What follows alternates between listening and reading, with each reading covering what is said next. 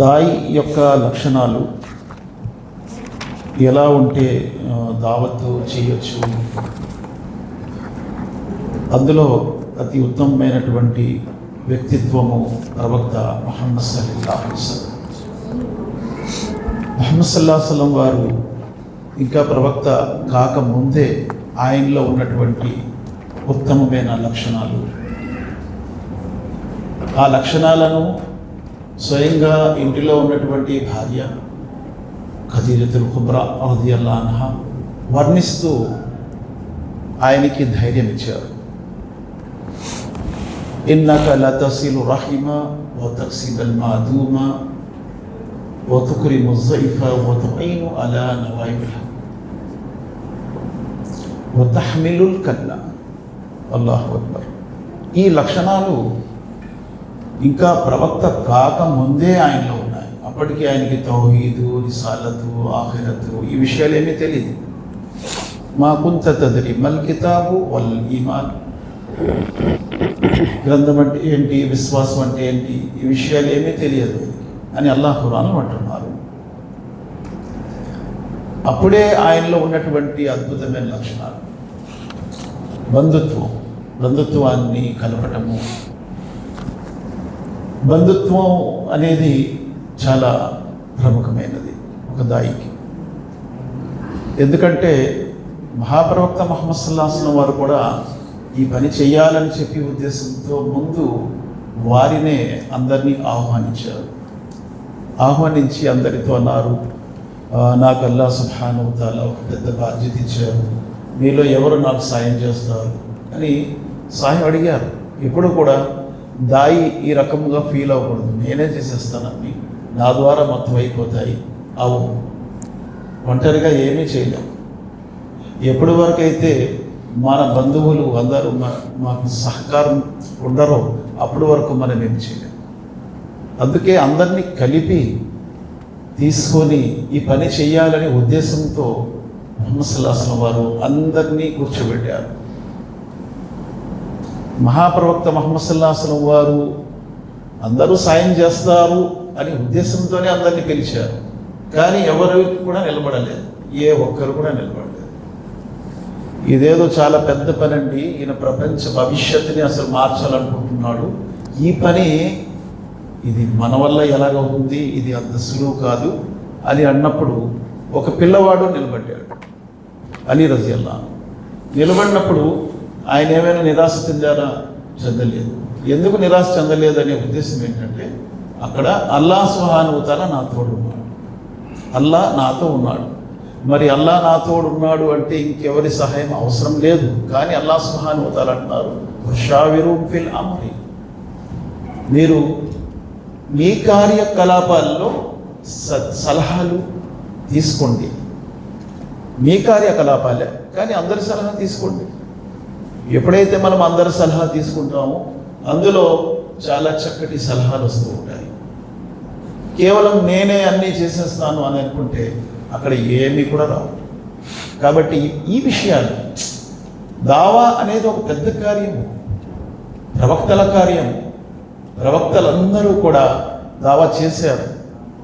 అల్లాహ్ సుబ్హానహు వ తఆలా అసలు ఒక ప్రవక్తని పంపిస్తే సరిపోదు, మొత్తం ఖయామత్ వరకు ఆ ప్రవక్త ఒకటే చాలు.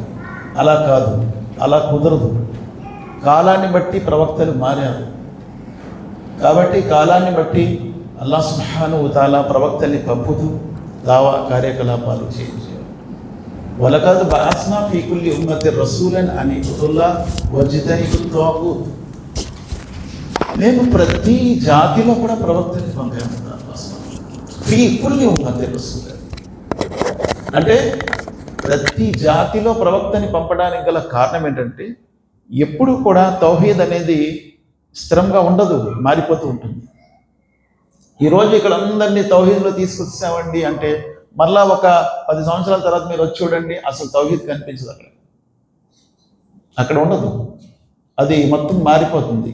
అందుకే కావలసిన విషయం ఏంటంటే, సమాజాన్ని మనం తీసుకొని ఈ దావత్ పని చేయటానికి ప్రయత్నంలో ఉండాలి. నేను ఒక్కడినే చేయాలి అంటే ఎప్పుడు కూడా ఒక్కడే ఉంటాం. ఫబిమా రహమతిన్ మినల్లాహి లింత లహుం వలౌ కుంత ఫజ్జన్ గలీజల్ ఖల్బి లన్ఫద్దు మిన్ హౌలిక్. అల్లా దయ వల్ల ఓ ప్రవక్త మీరు మృదు స్వభావి అయ్యారు. ఎవరి దయ వల్ల? అల్లా దయ వల్ల. ఒకవేళ మీరు మృదు స్వభావిగా కాకుండా ఉంటే మీ ఇరు ప్రక్కలే ఎవరు ఒకరే ఉంటారు. ముహమ్మద్ సల్లల్లాహు అలైహి వసల్లం వారు చాలా కలుపుకునే స్వభావం కలిగి ఉండేవారు. ఈ కలుపుకునే స్వభావం ఎప్పుడొస్తుంది? నేను ఒక్కడనే ఏమీ చేయలేను, నాకు నా సమాజం సహకారం ఉండాలి, నా బంధువులు, నా యొక్క స్నేహితులు, నా కుటుంబ సభ్యులు, వీరంతా సహాయం నాకు కావాలి అని అనుకున్నప్పుడు ఎప్పుడు కూడా నేను ఒంటరి కాలేను. కాబట్టి ప్రవక్త ముహమ్మద్ సల్లల్లాహు అలైహి వసల్లం వారు అల్లాహ్ సుబ్హానహు వ తఆలా యొక్క దయ వల్ల చాలా మృదు స్వభావి అయ్యారు. బంధువులను కలుపుకునే గుణం ఆయనకి ముందు నుంచి ఉండేది. అలాగే ఆయన సంపాదన అనేది మేము చేస్తాము, అందరూ సంపాదన చేస్తారు. సంపాదన ఆయన తన కోసము, నా కోసము అని అనుకునే సంపాదన కూడా వ్యర్థమైపోతుంది. ఉదాహరణకు అల్లాహ్ సుబ్హానహు వ తఆలా అందుకే అన్నారు, ఇన్నల్లాహ అష్తరా మినల్ ముమినీన అన్ఫుసహుం వ అమ్వాలహుం బిఅన్న లహుముల్ జన్న. అల్లా మీ యొక్క ధనము, ప్రాణాన్ని జన్నత్ కోసం కొనుక్కున్నాడు. అంటే ఈ ధనం నాది అని అనుకుంటే నేను ఎప్పుడు కూడా అల్లా మార్గంలో వాడను. ఈ ప్రాణం నాది అని అనుకుంటే ఎప్పుడు నేను అల్లా మార్గంలో వాడను. ఈ ధనం నాది కాదు కాబట్టి నేను అల్లా మార్గంలో వాడతాను. ఈ ప్రాణం నాది కాదు, నేను అల్లా మార్గంలో వాడతాను. నాది కాదు అల్లాది అనుకుంటేనే మనం అల్లాహ్ సుబ్హానహు వ తఆలా యొక్క పని చేయగలం. ఒక 3 విషయాలండి. ఒకటి జ్ఞానము, రెండోది ఇఖ్లాస్ స్వచ్ఛత, మూడోది సహనం. ఈ 3 విషయాలు ఉండేవారు నిత్యము దావత్ చేస్తూనే ఉంటారు. వారి దావత్ ఎప్పుడు ఆగదు. మిగతా వారి దావతు ఎందుకు ఆగిపోయిందంటే ఈ 3 కొరత ఉంటుంది. ఈ 3 ఏదో దాంట్లో తప్పనిసరిగా కొరత ఉంటుంది. కావాలంటే మీరు ఎంతమంది అయితే దావత్ చేసి మానేశారో వారిలో ఈ 3 చూసుకోండి, వారు తప్పనిసరిగా మీకు దొరుకుతారు. ఒకటేంటి? జ్ఞానం. జ్ఞానం ఎందుకన్నానంటే చాలామంది దావత్కి ధనం అవసరం కాదు. ధనం సపోర్ట్ మాత్రమే, అవసరము జ్ఞానం. మీకు ధనం లేదు, జ్ఞానం ఉంది, ఎప్పుడు కూడా దావత్ ఆగదు, మీరు నిత్యం చేస్తూనే ఉంటారు. ధనం ఉంది, జ్ఞానం లేదు, దావత్ అవ్వదు. కేవలం ధనంతో దావత్ అవుతుంది, కేవలం జ్ఞానంతో దావత్ అవ్వచ్చు, అది ఎప్పుడు ఆగదు. అందుకే మహాప్రవక్త ముహమ్మద్ సల్లల్లాహు అలైహి వసల్లం వారికి వకుర్ రబ్బి జిద్ని ఇల్మా అనమన్నాడు అల్లాహ్ సుబ్హానహు వ తఆలా. అలా అను ఓ ప్రవక్త, అల్లా నా జ్ఞానంలో నాకు అభివృద్ధి ప్రసాదించు, అంతేకాని నా ధనములో నాకు అభివృద్ధి ప్రసాదించు దేవా అని అడగమన్నారా? అడగమనలేదు. అది సహజంగా మనం అడుగుతూనే ఉన్నాం. రబ్బనా ఆతినా ఫిద్ దునియా హసనతుం వ ఫిల్ ఆఖిరతి హసనతుం వ కినా అదాబన్నార్. ఇహము పరము రెండింటినీ అల్లా అడుగుతున్నాడు. ఇహం అడుగుతున్నాం, అల్లా నాకు ప్రపంచం కావాలి, ప్రపంచమే కావాలి అనుకునేవారు సక్సెస్ కాలేదు. అలా ఎవరైతే దూరారో దావత్లో వారు మధ్యన బ్రేక్ వేశారు. ఎందుకంటే ప్రపంచం దొరికితే దావత్ చేస్తారు, లేకపోతే మానేస్తారు.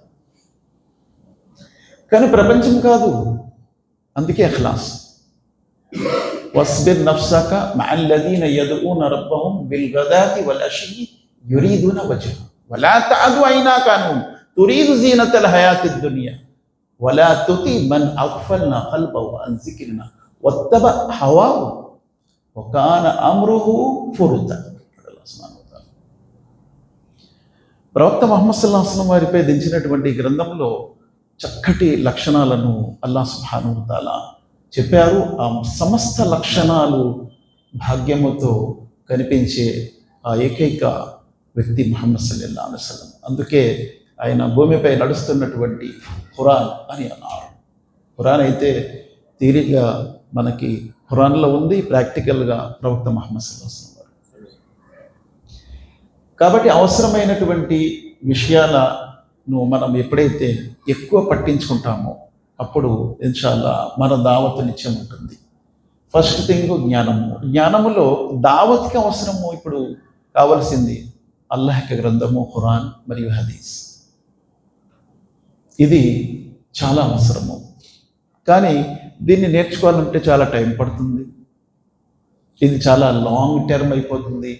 ఏదైనా షార్ట్ టర్మ్ చెప్పండి గురువుగారు, షార్ట్ కట్లో మనం దావత్ చేయాలి. అవ్వదు. మీరు చేయకండి, మానేయండి. షార్ట్ కట్ వద్దు. లాంగ్ టర్మ్ అయినా కొంచెమైనా సరే మీరు చక్కటి ప్రవక్త సల్లల్లాహు అలైహి వసల్లం వారి పద్ధతి ప్రకారమే దావత్ చేయాలి. సహాబా పద్ధతి ప్రకారమే దావత్ చేయాలి. ఆ లాంగ్ టర్మ్ ఏంటంటే ఖురాన్ మరియు హదీస్. అవి ఎక్కడ నేర్చుకోగలమండి? అవన్నీ మీరు చెప్తే మనకు రావు అనేది ప్రసక్తి లేదు. సహాబా పెద్ద వయసులో కూడా నేర్చుకున్నారు. మన ఇండియాలో, భారతదేశంలో అలాంటి దాయిలు ఎంతోమంది ఉన్నారు. వారు లాంగ్ టర్మే తీసుకొని కష్టపడి ఒక దావత్ స్టేజ్లో వచ్చారు. కాబట్టి షార్ట్ పీరియడ్లో దావత్ చేయాలంటే ఏంటి? ఒక 4 ఆయతులు, ఒక 4 వేదాలు, ఒక 4 భగవద్గీతవి, లేకపోతే బైబిల్వి, కోట్స్, ఏదో 2, 3, 4 విషయాలు నేర్చుకుంటే మనం దావత్ చేసేయగలం. చేయండి, నేను మానండి అనలేదు. అలాంటి వాళ్ళని కూడా ఎప్పుడు కూడా మానమనలేదు. ఎవరైతే ఇతర గ్రంథాలతో దావతులు చేస్తున్నారో వారికి ఎప్పుడు కూడా మీరు దావత్ మానేయండి అనలేదు. మీరు చేయండి, కానీ ఇది సరికాదు. సరైన ప్లాట్ఫామ్ మీద రండి, రావటానికి ప్రయత్నించండి. కానీ మీరు రాలేరు అని అనుకున్నప్పుడు దావత్ చేయకండి, మానేయండి. ఎందుకంటే సరైన దావతే సరైన దిశకు తీసుకెళ్తుంది. తప్పుడు దావత్తు తప్పుడు దిశకి తీసుకెళ్ళిపోతుంది. ఎప్పటికైనా సరే వారు ఎప్పటికైనా సరే తప్పుడు దిశకి వెళ్ళారు కూడా అలా చాలామంది. దానికి ఆధారాలు బోల్డ్ ఉన్నాయి, కుప్పలు ఉన్నాయి, మనకి కనిపిస్తున్నాయి. అందుకే రైట్ ట్రాక్, మనకి సరైనటువంటి మార్గము కావాలి అంటే ఫస్ట్ థింగ్ జ్ఞానం అనేది అవసరం. దేన్ని జ్ఞానం అన్నారు? ఖురాన్ మరి హదీస్ని జ్ఞానం అన్నారు. వేరే జ్ఞానం కాదు. వేరేది జ్ఞానం అయితే ప్రవక్త సల్లల్లాహు అలైహి వసల్లం వారు సహాబానందరినీ కూర్చోపెట్టి అదే ట్రైనింగ్ ఇచ్చేవారు. అది ఇవ్వలేదు. ప్రవక్త ముహమ్మద్ సల్లల్లాహు అలైహి వసల్లం వారు ఏం నేర్పించేవారు? వయుఅల్లిముహుముల్ కితాబ వల్ హిక్మా, గ్రంథము వివేకము నేర్పించేవారు. ఎవరికి? వయుజక్కీహిం, ఎవరైతే పవిత్రమయ్యేవారు, ఎవరైతే ఇస్లాంలో వచ్చేవారు. మనమేమి నేర్పిస్తున్నాం వాళ్ళకి ఇస్లాంలో వచ్చిన తర్వాత? కాబట్టి అది మనం తెలుసుకోవాలి. ఎవరైతే ఇస్లాంలో వచ్చారో వారికి మనం నేర్పించవలసింది లాంగ్ టర్మ్ అయినా సరే సరైనటువంటి జ్ఞానం అవసరం. అందుకే మన కలిమా యొక్క షరతుల్లో కూడా ఇల్మ్ అనేది మొదటి వస్తుంది. అలాగే షేక్ అబ్దుల్ వహాబ్ రహమతుల్లా అలీ రాసినటువంటి ఉసూల్ సలాసాలో కూడా మొదటిదైన సూర్య అసర్ యొక్క సూరా చెప్తూ ముందు ఇల్మే ఇచ్చారు. ముందు జ్ఞానం అవసరం, ఆ తర్వాత అమల్. అందుకే ఇమాం బుఖారీ రహమతుల్లా అలీ కూడా అన్నారు, అల్ ఇల్ము ఖబ్లల్ ఖౌలు వల్ అమల్. ఏదైనా చెప్పాలన్నా చేయాలన్నా ముందు జ్ఞానం అవసరం. దావత్లో ఏంటి? చెప్పాలి. దావత్లో ఏంటి? చేయాలి. అవసరం ఏంటి? జ్ఞానం. అది లేకుండా నేను దావత్ చేయాలంటే మొదటి సెక్షన్ మనం పూర్తి చేయకుండా రెండో సెక్షన్లో రావటం వ్యర్థం. మనం తప్పు చేసేస్తాం. తర్వాత దాని మీదే పట్టుకొని, లేదు నేను చెప్పిందే నిజం, నేను చెప్పిందే వేదము, నేను చెప్పిందే కరెక్ట్, ఇది ఎందుకు తప్పు అవుద్ది, ఇది ఎందుకు రాంగ్ అవుద్ది, ఇలా ఎందుకు చేయకూడదు అని ఇంకా వాదనలో దిగి అదొక గ్రూప్. ఆ గ్రూప్ ఏమవుతుందంటే ఇంకా వేరే గ్రూప్ని కించపరుస్తూ ఉంటుంది. ఈ పనిలో ఉండిపోదాం, మనం అసలైన పని మానేస్తాం. కాబట్టి అసలైన పని ఏంటి? మనకి దావత్లో కావలసినటువంటిది ముందు అజ్ఞానం. దాయికి ఉండవలసిన లక్షణం ఏంటంటే జ్ఞానం నేర్చుకోవాలి, జ్ఞానంలో అభివృద్ధి అవ్వాలి. మహాప్రవక్త ముహమ్మద్ సల్లల్లాహు అలైహి వసల్లం వారి దగ్గరికి ముందు దైవదూత వచ్చి ఏమన్నారు? ఇఖ్రా. ఆయన అన్నారు, మా నబీ ఖారి, నేను చదువుకోలేదు. అయినప్పటికీ ఆయన విడిచిపెట్టలేదు. 3 సార్లు బాగా గట్టిగా అడిచి చదవటం ప్రారంభించారు ముహమ్మద్ సల్లల్లాహు అలైహి వసల్లం. అల్లాహ్ సుబ్హానహు వ తఆలా ఆయన చూశారు. ఆయన అభ్యసించడానికి తన నాలికని కదుపుతూ ఉంటే, లా తుహర్రిక్ బిహి లిసానక లితఅజల బిహి ఇన్న అలైనా జమ్అహు వ ఖురాన. దీన్ని అభ్యసించడానికి నువ్వు నాలిక కూడా కదపాల్సిన అవసరం లేదు, విను చాలు. దీన్ని భద్రపరచడం నా పని అన్నాడు అల్లాహ్ సుబ్హానహు వ తఆలా. అల్లా తన గ్రంథాన్ని సులభతరం కూడా చేశాడు మన కోసం. వలకద్ యస్సర్నల్ ఖురాన లిజ్జిక్రి ఫహల్ మిన్ ముద్దకిర్. చదివే వారి కోసం అల్లా తన గ్రంథం సులభతరం చేశాడు. కాబట్టి మనము లేట్ అయినా సరే, కొంచెం ఇబ్బంది అయినా సరే, కష్టమైనా సరే, సరైనటువంటి రీతిలోనే దావత్లు వెళ్ళాలి. జ్ఞానం అనేది అభ్యసించాలి. జ్ఞానం నేర్చుకోవటానికి మన దగ్గర బోల్డ్ పండితులు ఉంటారు. ప్రతి మస్జిద్లో పండితులు ఉంటారు. వాళ్ళ దగ్గర కూర్చుంటే చాలామంది ఏమనుకుంటారు, వాళ్ళ దగ్గర కూర్చొని నేర్చుకోవాలా, నేను చాలా పెద్ద అయ్యండి, నేను ఈ గ్రాడ్యుయేట్ చేస్తాను, నేను పోస్ట్ గ్రాడ్యుయేట్, నేను ఇది అది చేస్తాను. నేను అవసరం లేదు. ఇవన్నీ ఉండేవారికి అసలు దావతే అవసరం లేదు. అల్లాహ్ సుబ్హానహు వ తఆలా మహాప్రవక్త ముహమ్మద్ సల్లల్లాహు అలైహి వసల్లం వారికి బదర్లో విజయాన్ని ఇచ్చారు. ఇచ్చిన తర్వాత ప్రవక్త ముహమ్మద్ సల్లల్లాహు అలైహి వసల్లం వారు బదర్లో దొరికిన కొంతమంది ఖైదీల దగ్గర జ్ఞానం నేర్చుకోమన్నారు. వాళ్ళు ఖైదీలు వాళ్ళ దగ్గర వెళ్ళి మేము జ్ఞానం నేర్చుకోవటం ఏంటి అనలేదు. వాళ్ళ దగ్గర కూర్చొని నేర్చుకున్నారు జ్ఞానం. ఆ బేస్ మీద, ఆ కాంట్రాక్ట్ మీద వాళ్ళకి జ్ఞానం మీరు నేర్పిస్తే మీకు ఖైదీ నుంచి విముక్తిని ఇస్తాం. నేర్చుకున్నారు. కాబట్టి వెనకాడకూడదు ఈ విషయంలో. అల్లాహ్ సుబ్హానహు వ తఆలా మన హృదయాల్లో ముందు ఈ విషయాన్ని తీసుకురావాలి. ఎవరైతే దావత్ చెయ్యాలి అని అనుకుంటారో ముందు వారు జ్ఞానముకి ఎక్కువ ప్రాధాన్యత ఇవ్వాలి. మహాప్రవక్త ముహమ్మద్ సల్లల్లాహు అలైహి వసల్లం వారికి కూడా అల్లాహ్ అందుకే ఒక చిన్న దువా నేర్పించాడు. వకుర్ రబ్బి జిద్నీ ఇల్మా. జిద్నీలో ఏముంది? అభివృద్ధి. ఒక దాయి 10 సంవత్సరాలు 20 సంవత్సరాలు దాయి చేస్తున్నాడు, ఎక్కడికక్కడే ఉన్నాడు. అది జిద్నీ అంటారా? దాంట్లో గ్రోత్ అయ్యే ఏదైనా ఛాన్స్ కనిపిస్తుందా? లేదు. వేరే దాంట్లో గ్రోత్ అవుతున్నాడు. తన డ్రెస్లో, తన స్టేజ్లో, తన స్పీచ్లో గ్రోత్ అవుతున్నాడు. జ్ఞానంలో అదే స్టేజ్లో ఉన్నాడు. దేంట్లో అభివృద్ధి అవ్వాలి? దేంట్లో గ్రోత్ అవ్వాలి? వకుర్ రబ్బి జిద్నీ ఇల్మా. జ్ఞానం ఏమైనా పరిమితంగా ఉందా?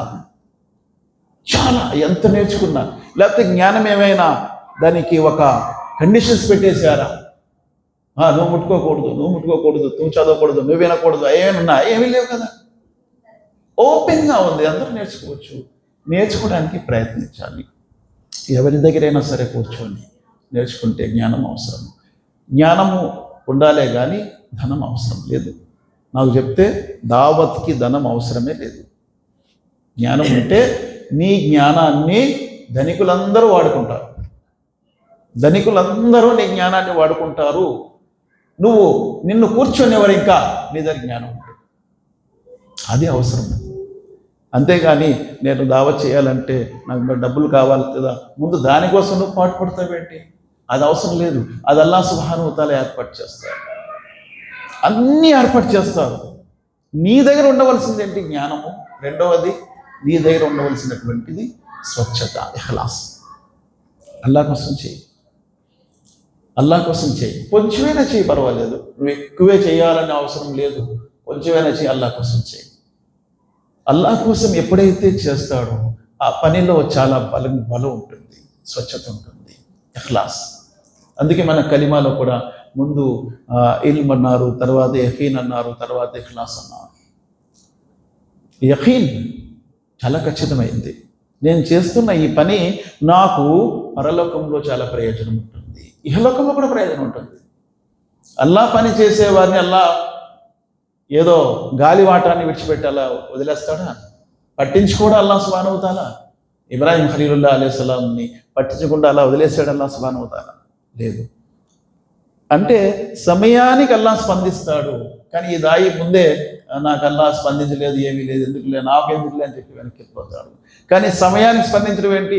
ఇలా ఆ క్షణంలో అగ్నిలో పడుతున్నాడు అన్నప్పుడు అల్లాహ్ అన్నాడు, యా నారు కూనీ బరదం సలాం అలా ఇబ్రాహీం, ఓ అగ్ని ఖబర్దార్.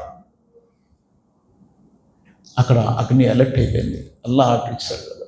అంటే అంతవరకు మనం చూడగలమా? అప్పుడు దావత్ చేయగలం. అంతవరకు మనం ఓపిక పట్టి ఉండగలమా? చేయగలం దావత్. ఏదో వచ్చేస్తున్నాయి, ప్రమాదాలు చుట్టుకుంటున్నాయి, ఏమొచ్చినా పర్వాలేదు, అల్లాహ్ సుబ్హానహు వ తఆలా ఉన్నాడు. స్వచ్ఛత, ఇఖ్లాస్. ఆ ఇఖ్లాస్ ఓర్పు ద్వారా దొరుకుతుంది. సహాబా యొక్క ఓర్పు. ఒక విషయం గుర్తుంచుకోవాలి. చాలామంది అనుకుంటారు, నా ఫ్యూచర్ ఏంటి, నా భవిష్యత్ ఏంటి, నా పిల్లల భవిష్యత్ ఏంటి, మా వారి క్యారియర్ ఏంటి, వారిని అందరినీ నేను చూడాలి కదా. ఏంటి, నీ భవిష్యత్తు గురించి నీకంటే ఎక్కువగా ప్రవక్త వారికి ఆలోచన ఉంది. నా భవిష్యత్తు గురించి నాకంటే ఎక్కువగా నా ప్రవక్తకి ఆలోచన ఉంది. ఆ ప్రవక్త ఇచ్చినటువంటి ఆదేశాలన్నీ నా భవిష్యత్తుకి నేను ఆలోచించే దానికంటే ఉత్తమమైనది. అన్నబీ ఔలా బిల్ ముమినీన మిన్ అన్ఫుసిహిం. ప్రవక్తకు విశ్వాసికి ఎంతైతే హక్కు ఉందో తనపై, నాపై నాకు ఎంత హక్కు ఉందో నాకంటే ఎక్కువ హక్కు ఆయనకు ఉంది. అంటే నా బాధ్యత, నా భవిష్యత్తు గురించి నాకంటే ఎక్కువగా ఆయన ఆలోచిస్తారు. మమ్మల్ని గాలివాటాన్ని విడిచిపెట్టడానికి ఆదేశాలన్నీ ఇవ్వలేదు ప్రవక్త ముహమ్మద్ సల్లల్లాహు అలైహి వసల్లం. ఒక రైట్ ట్రాక్లో నడిపించారు. అల్లాహ్ సాయం ఎప్పుడు వస్తుంది, ఎలా వస్తుంది అనేది ఆయనకి తెలుసు కాబట్టి నువ్వు ఇలా వెళ్ళు అన్నారు. వెళ్తే నీకు ప్రయోజనం ఉందన్నారు. సహాబా ఆయన మాటను కళ్ళు మూసుకొని నమ్మేశారు. నమ్మారా లేదా? అన్ని విడిచిపెట్టేశారా లేదా? అందరూ ఏమనుకున్నారు? బజారు పాలైపోయారు, వీళ్ళ జీవితాలు పోయాయి, నాశనం అయిపోయాయి అనుకోండి. అవ్వారా? ఏమయ్యారు? పెద్ద పెద్ద సామ్రాజ్యాలు కూలిపోయి వీళ్ళకి ఇచ్చేశారు అల్లాహ్ సుబ్హానహు వ తఆలా. కాబట్టి ప్రవక్త ముహమ్మద్ సల్లల్లాహు అలైహి వసల్లం వారు మన భవిష్యత్తు గురించి మనకంటే ఎక్కువగా ఆయనకు తెలుసు. మన భవిష్యత్తు గురించి మనం ఆలోచించాల్సిన అవసరమే లేదు. ఇందులో కళ్ళు మూసుకొని ఆయన వేసిన దారిలో నడిస్తే చాలు. కానీ అక్కడ తవక్కలు ఉండాలి, భరోసా ఉండాలి, నమ్మకం ఉండాలి అల్లాహ్ పట్ల, అల్లాహ్పై ఓర్పు సహనంతో వెళ్ళాలి. మనకు అక్కడ ఏమీ కనిపించదు, అన్ని ముళ్ళకంచెలే కనిపిస్తుంటాయి, అన్నీ కూడా ప్రమాదాలే కనిపిస్తుంటాయి. నీళ్ళేదో చెప్తారులే, గురువు గారు ఏముంది అన్నీ చెప్తారు, వాళ్ళు అన్నీ బాగున్నాయి అలా అనిపిస్తుంది. కానీ అవి వెళ్ళిన తర్వాత అక్కడ మనకు కనిపిస్తుంది ముళ్ళకంచెలు, కానీ అవన్నీ పూల తోటలేవి, మన కళ్ళకలా కనిపిస్తున్నాయి. సహాబా యుద్ధ మైదానంలో వెళ్ళారు, బదర్లో. అల్లాహ్ సుబ్హానహు వ తఆలా వారి కళ్ళకు వీళ్ళకంటే తక్కువ ఉన్నట్టు చూపించాడు. అక్కడ ఎక్కువ ఉన్నారు, 1000 మంది ఉన్నారు, తక్కువ ఉన్నట్టు కనిపించారు. ఎంతేనా, ఏమీ కాదులే వీళ్ళని అని అనుకున్నారు. వాళ్ళకేం చూపించాడు అల్లాహ్ సుబ్హానహు వ తఆలా? వాళ్ళకంటే రెట్టింపు ఉన్నారు వీళ్ళు. వాళ్ళకి భయభ్రాంతులు వచ్చేసారు, గడొచ్చేసింది. అంటే పైనుంచి ఒక పవర్ ఉంది మనపై. అల్లాహ్ సుబ్హానహు వ తఆలా ఉన్నారు, ఆయన చూస్తున్నారు. మనము ప్రవక్త సల్లల్లాహు అలైహి వసల్లం వారి పద్ధతి ప్రకారం వెళ్తున్నామా లేదా, ఇది అవసరం ఉంది. అందుకే అల్లాహ్ సుబ్హానహు వ తఆలా ఒక కాషన్ ఇచ్చారు, ఒక హెచ్చరిక ఇచ్చారు. ఫబిమా రహ్మతిన్ మినల్లాహి లింత లహుం వలౌ కుంత ఫజ్జన్ గలీజన్ ఖల్బి లన్ఫజ్జు మిన్ హవ్లిక్ ఫాఫు అన్హుం వస్తగ్ఫిర్ లహుం వషావిర్హుం ఫిల్ అమ్రి ఫఇదా అజంత ఫతవక్కల్ అలల్లాహ్. నువ్వు ఏదైనా పని చేయాలంటే అల్లాహ్పై భారం వేసు.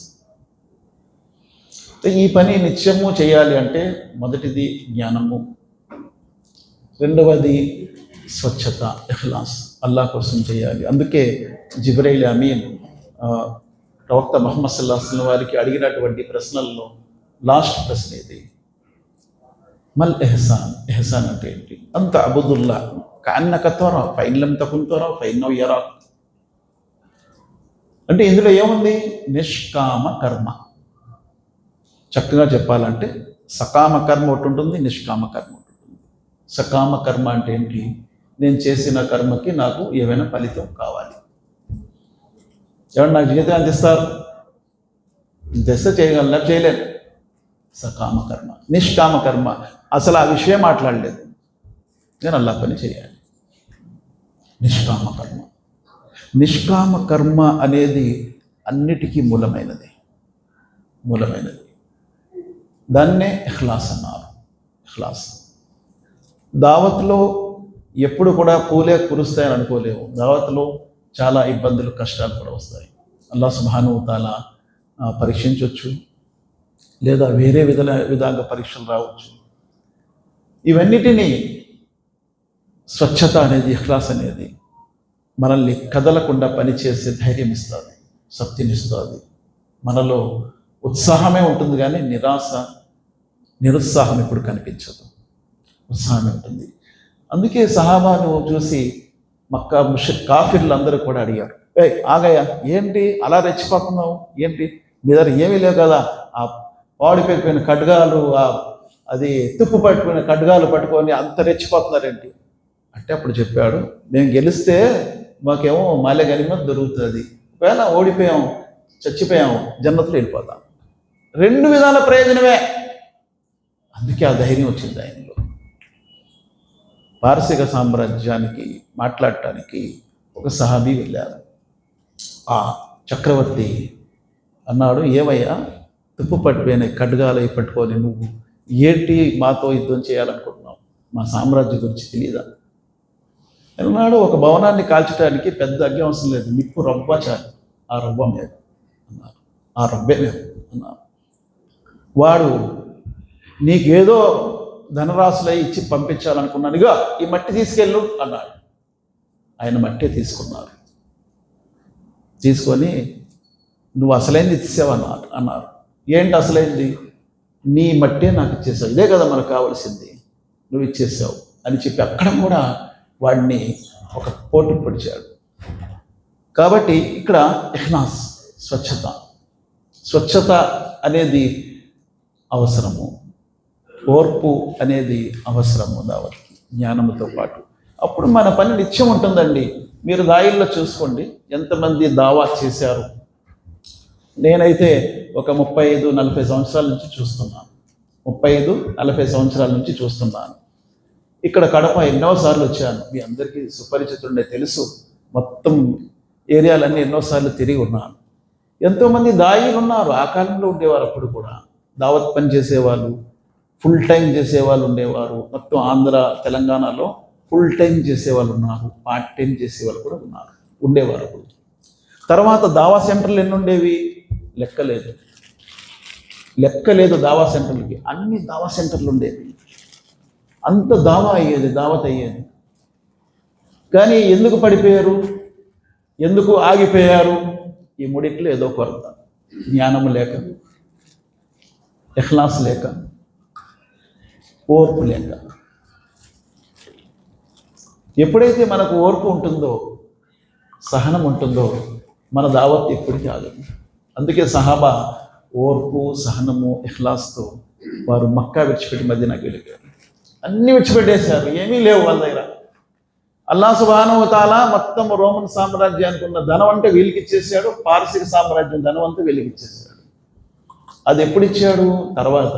ముందేం చేశారు? పెట్టుబడి పెట్టారు. మనం ఏం చేస్తాం? ముందు లాభం, తర్వాత పెట్టుబడి. ఇది మన వ్యాపారం. అల్లాహ్ ఏమంటున్నారు? ఇన్ తన్సురుల్లాహ్ యన్సురుకుం. మీరు నాకు సాయం చేస్తే అప్పుడు నేను మీకు సాయం చేస్తాను. ఈ మధ్య గ్యాప్ ఎంత ఉంటుందో చెప్పలేము మనం. ముందు ఎవరు సాయం చేయాలి? మనం. ముందు ఎవరు పెట్టుబడి పెట్టాలి? మనం. తర్వాత లాభం ఎవరికి వస్తుంది? మనకి. తర్వాత లాభం వస్తుంది. కానీ ముందు మనం ఏమనుకుంటున్నాం? ముందు లాభం, తర్వాత పెట్టుబడి. అల్లాహ్ తు క్యాతబి దియా తు మై కర్, అల్లాహ్ దేదా విని తు కర్తా విని. అల్లాహ్ సుబ్హానహు వ తఆలా ముందు నువ్వు ఖర్చు పెట్టు, నీకు సమయం ఉంది, ఏమీ లేదు నీ దగ్గర, అదే ఖర్చు పెట్టు.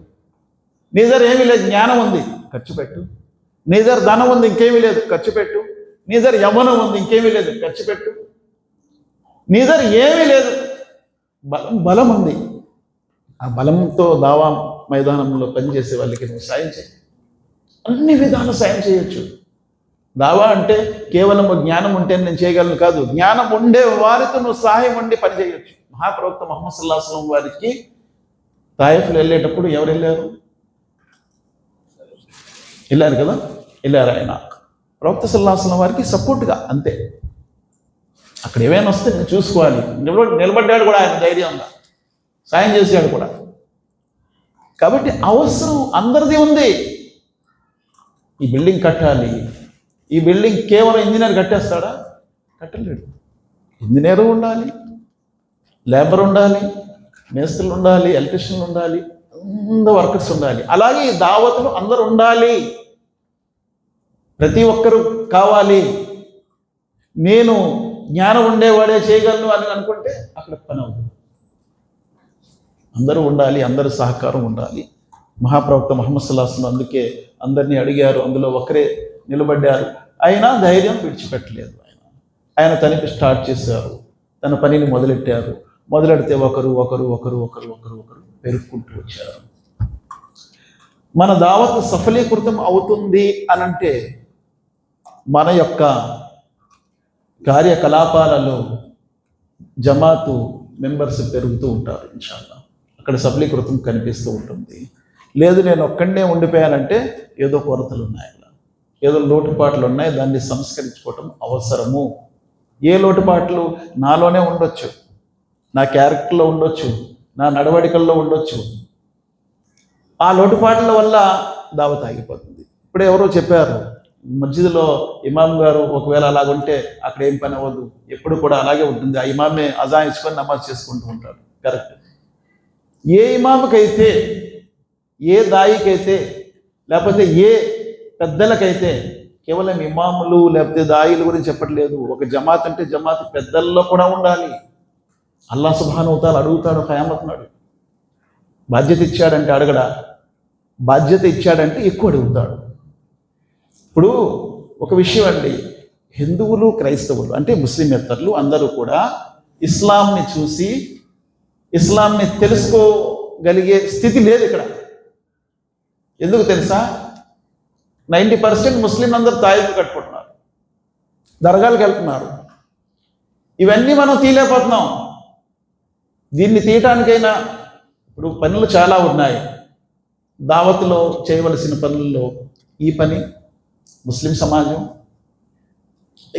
ఓపెన్గా విచ్చలవిడిగా సమాధుల పూజలు అవుతున్నాయి, దర్గాలు అవుతున్నాయి. వేరే వాళ్ళు ఎవరు వచ్చి చెప్పరు. ఎవరు చెప్పాలి? నేను ఒకప్పుడు దర్గాని పూజించేవాడిని, నేనే చెప్పట్లేదు, ఇంకెవరు చెప్తారు? నా వల్ల నేను చెప్పకుండా ఇది తప్పయ్యా నువ్వు చేస్తుంది తప్పు, దీన్ని ఆపు అంటే వాళ్ళు ఏం చేస్తారు? కొడతారు, లేకపోతే యుద్ధానికి వస్తారు, గొడవ పడతారు. తర్వాత ఏమవుతుంది? వాళ్ళు మారుతారు. ముందవుతుంది గొడవలు, కేసులు అవుతాయి, గొడవలు అవుతాయి, కొడతారు, పెద్ద పెద్దవి ఏమో అవుతాయి, అన్నీ అవుతాయి అవలసినవి. ఆ తర్వాత అలా అయ్యాయి మా భవిష్యత్. గతంలో అలా అయ్యాయి. చాలామంది అలా దెబ్బలు తిన్నారు, అలా చాలా మాటలు కాశారు. తర్వాత మార్పు వచ్చింది. ఇక్కడ కూర్చున్న వాళ్ళు చాలామంది చెప్పండి అంటే చెప్తారు అలాంటివన్నీ కూడా. అవునండి అలాగే జరిగింది కదా, మరి ఇప్పుడు ఎందుకు చేయట్లేదు? లేదు ఏం కాకూడదు, ఏం నలగకూడదండి, మా ఏమీ కూడా ప్రాబ్లమ్స్ రాకూడదు, ఏదో చేసుకోనండి, ఎవరు దాన్ని చేసుకుంటున్నారు, ఏదో మేము ఇక్కడ చక్కగా ఉన్నాం కదా. లేదు, మేము కూడా మళ్ళా ముషరికులు అయిపోతాం. ఇప్పుడే చెప్పారు గురువు గారు, ఆలింల ఇంట్లోనే షిర్క్ కనిపిస్తుంది, జ్ఞానవంతుల ఇంట్లోనే షిర్క్ కనిపిస్తుంది. షిర్క్ వచ్చేస్తుంది. ఎందుకు వచ్చేస్తుంది? వస్తుంది. మనం ఎప్పుడైతే ఆపలేదో వస్తుంది. ఉదాహరణకి ఈ వీధిలో పక్కన ఇల్లులు కాలిపోతున్నాయి, కాలిపోతూ ఉంటే వాళ్ళ ఇల్లు కాలుతున్నాయి మనకేం అవుతాయని కూర్చుంటే ఆ సెగలు అలా మన ఇంటిపై కూడా వస్తాయి. వెంటనే అలర్ట్ అయిపోయి దాన్ని ఆపాలి, ఆపకపోతే మనపై కూడా వస్తాయి. అల్లాహ్ సుబ్హానహు వ తఆలా అందుకే చాలా సుగుణాలు ప్రవక్త ముహమ్మద్ సల్లల్లాహు అలైహి వసల్లం వారికి చెప్పారు. అందులో ఈర్ష్య, అసూయ ఇది చాలా ప్రమాదకరమైనది. ఈర్ష్య, అసూయ. ఒక విషయం చెప్తాను. ఒక వ్యక్తి మంచి భవనం కట్టాడు. ఆ భవనం ఏంటి? గాజుల భవనం, గాజుల మేడ, అద్దాల మేడ కట్టాడు. ఈ అద్దాల మేడ కట్టిన తర్వాత చుట్టూ పెద్ద పెద్ద బిల్డింగ్లు కట్టేశాడు. వాడికి కోపం వచ్చింది. కోపం వచ్చి నా అద్దాల మేడ కనిపించడమే లేదు, నాదే కదా అసలైంది ఖరీదైంది మేడ, నాదే కనిపించట్లేదు, ఈ చుట్టూ బిల్డింగ్లు కట్టేస్తారు నా కొడుకులు అందరూ అని చెప్పి రాళ్ళు తీసుకొచ్చి కొట్టాడు. ఏముంది? వీడి మేడే పోద్ది. అవి అన్నీ సిమెంట్తో కట్టుకున్నవి, అవి తగిలి మళ్ళీ ఇటు వచ్చి వీడి మేడ మీద పడి వీడి మేడే కుప్పకూలిపోతుంది.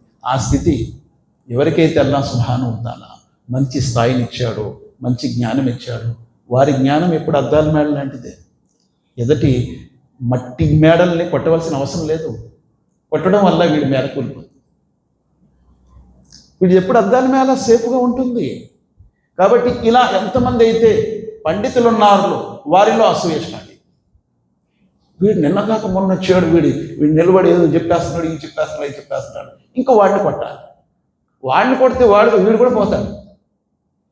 ప్రోత్సహించు, సంస్కరించు.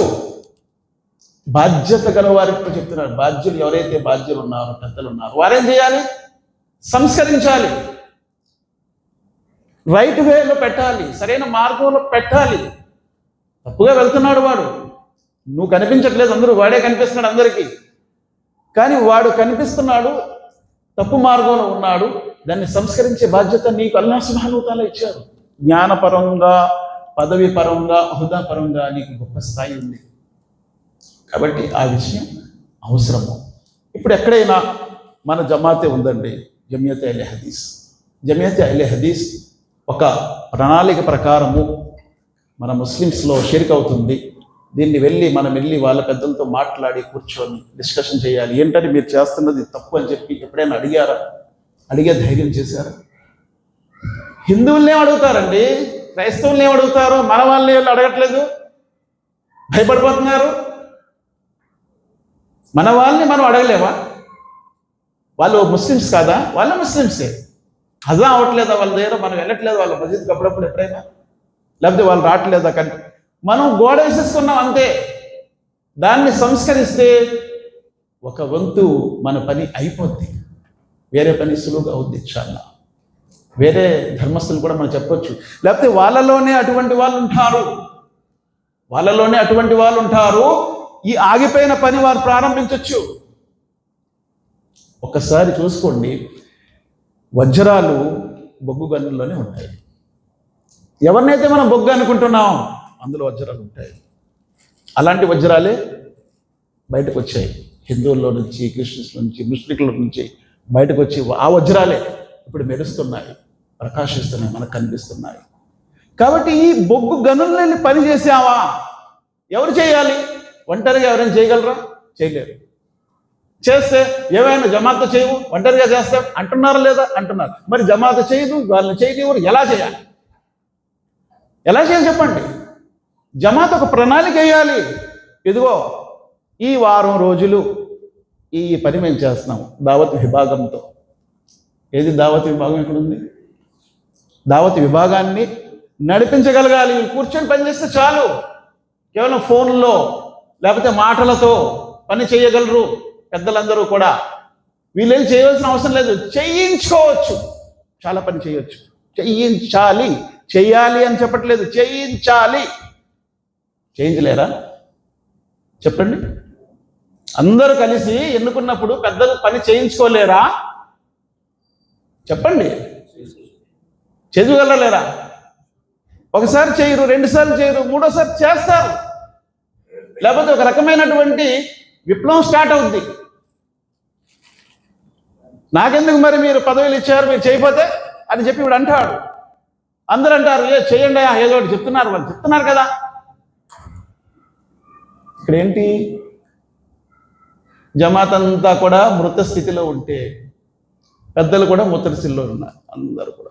అందుకే అలా యా అయ్యువల్ ముజమ్మిల్ కుమ్, దుప్పటి కప్పుకుని పడుకునే ప్రవక్త లేగో, నిలబడు ప్రార్థన చెయ్యి అన్నారు. మరొక చోటే ఉన్నారు, నిలబడు హెచ్చరించు. దుప్పటి కప్పుకొని పడుకోవడానికి నిన్ను ప్రవక్తగా ఎన్నుకోలేదన్నాడు అల్లాహ్ సుబ్హానహు. యా అయ్యువల్ ముద్దస్సిర్ కుమ్ ఫఅన్జిర్, లేగు హెచ్చరించు. రబ్బక ఫకబ్బిర్, నీ గొప్పలు చెప్పుకోకు, నా గొప్పలు చెప్పుకోవడానికి అస్సలు లేదు, ఇక్కడ ఛాన్సే లేదు. రబ్బక ఫకబ్బిర్ వసియాబక ఫతహ్హిర్, నువ్వు తొడిగిన బట్టలు పవిత్రంగా ఉంచుకో. అంటే నీ అఖీదాను సంస్కరించుకో. మన ఇల్లు కూడా అప్పుడు కరెక్ట్ అవుద్ది, మన వాడ కూడా కరెక్ట్ అవుద్ది.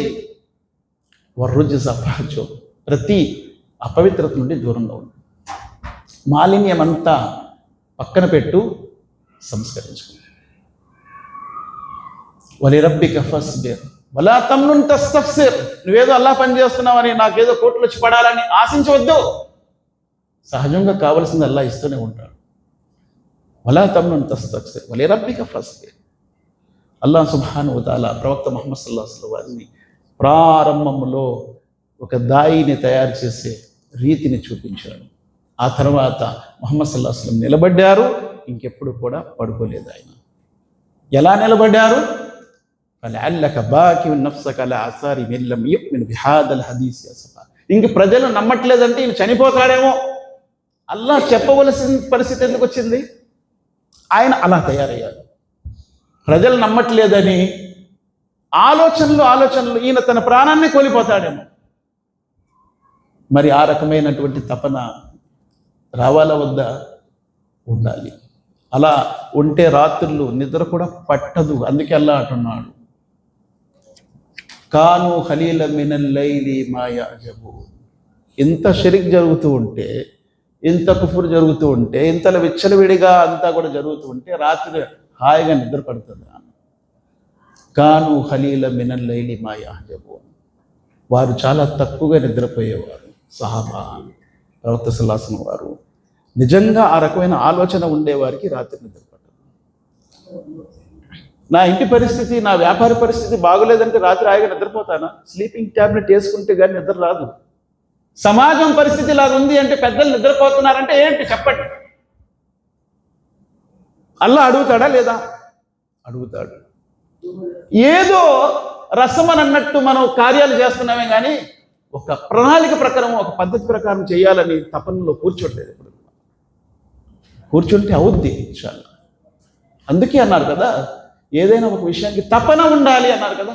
తపన, ఆ తపన అనేది మహాప్రవక్త ముహమ్మద్ సల్లల్లాహు అలైహి వసల్లం వారికి రాత్రులు నిద్ర వచ్చేది కాదు. కాను ఖలీల మినల్ లైలి మా యహజబూన్ వబిల్ అస్హారిహిం యస్తగ్ఫిరూన్. ఇంత పని చేసి కూడా సహరీ సమయంలో పశ్చాత్తాపం వేడుకునేవారు. నా వల్ల తప్పులు జరుగుతున్నాయి అని చెప్పి అల్లా ముందు క్షమాపణ వేడుకునేవారు. రాత్రులు నిలబడి ఆయన పాదాలు వాసిపోయినట్టు నిలబడేవారు. ఎందుకు మీరు అంత కష్టపడుతున్నారు అంటే, ఎవరైతే నాకు ఈ అవకాశం ఇచ్చారో ఆయన కృతజ్ఞత చెప్పొద్దా అన్నారు. అంటే కించిత్ గర్వం కూడా ఆయనలో రాలేదు. మనలో ఎంత గర్వం వచ్చేస్తుంది, నేను ఇంత పని చేశాను కదా, నేను ఇవి చేశాను కదా, అవి చేశాను కదా. ముహమ్మద్ సల్లల్లాహు అలైహి వసల్లం వారు 23 సంవత్సరాలు పనిచేసిన తర్వాత ఆయనకి అల్లా ఏమంటున్నాడు, ఫసబ్బి బిహమ్ది రబ్బిక వస్తగ్ఫిర్. నువ్వు ఇంత పని చేసావు కదా, ఇప్పుడు చేయవలసింది ఏం చేస్తా? అల్లాహ్కి తస్బీహ్ చేయాలి. ఫసబ్బి బిహమ్ది రబ్బిక, నీ ప్రభువు యొక్క పవిత్రతను చాటు. నీ పవిత్రత కాదు, నీ కాలదేశం కాదు, నీ గొప్పతనం కాదు, ఆయనది. అంటే లోబడితనము, లొంగిపోవటము అల్లాహ్ సుబ్హానహు వ తఆలా ముందు. అల్లాహ్ అటువంటి వారికి ఇష్టపడతారు. తర్వాత వస్తగ్ఫిర్, క్షమాపణ. ఎందుకు? 23 సంవత్సరాల్లో చేసినటువంటి పనులు ఏమైనా లోపాలు కూడా ఉండొచ్చు, దాన్ని సంస్కరించుకోవడానికి క్షమాపణలు వేడుకు. మహాప్రవక్త ముహమ్మద్ సల్లల్లాహు అలైహి వసల్లం ఈ సూరా దిగిన తర్వాత 83 రోజులు ఉన్నారు. 83 రోజులు ఇదే చదివారు. సుబ్హానకల్లాహుమ్మ రబ్బనా వ బిహమ్దిక అల్లాహుమ్మ ఇగ్ఫిర్లీ, సుబ్హానకల్లాహుమ్మ రబ్బనా వ బిహమ్దిక అల్లాహుమ్మ ఇగ్ఫిర్లీ. కాబట్టి అవసరము మనందరికి కూడా ఉన్నాయి.